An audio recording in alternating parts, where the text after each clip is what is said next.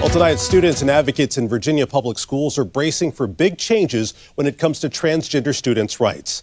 Governor Glenn Youngkin announcing earlier this weekend that the Commonwealth will soon require all school boards to adopt policies that would roll back the current accommodations in place. 7 News on your side's Christian Flores breaks down the policy changes and why the move has some students nervous. What we need is to not be political pawns. Rivka Vizcardo-Lichter is a sophomore at Oakton High School, but she's now in the middle of a game of back and forth over transgender issues. She's a member of the LGBTQ community and says transgender classmates have already reached out over new policies. I've spoken to students that are terrified that these protections will be removed and that their peers will be put at risk for depression, harassment, suicide. This weekend, Virginia Governor Glenn Youngkin announced the State Board of Education will soon roll out new policies designed to drastically roll back the accommodations for transgender students made by the board under Democratic Governor Ralph Northam. New policies include requiring students to play sports and use the bathroom of their sex assigned at birth, requiring parental notification and approval of changes in pronouns, and not making teachers use pronouns preferred by transgender students.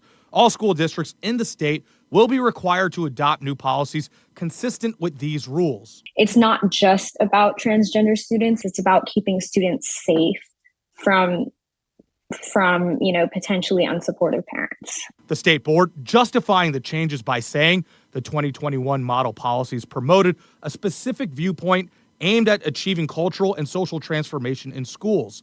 The 2021 model policies also disregarded the rights of parents and ignored other legal and constitutional principles that significantly impact how schools educate students, including transgender students. Youngkin has been outspoken about these issues throughout his campaign and tenure as governor, saying that this issue should involve the parents. In Virginia code, it says parents have a fundamental right to make decisions with regards to their child's education, upbringing, and care. What parents of students across Virginia are concerned about are things like academic rigor. They're not worried about the policing of their students' identity. Public comment on these new model policies begins next week and will continue for 30 days. The Virginia Board of Education plans to put this into effect October 27th.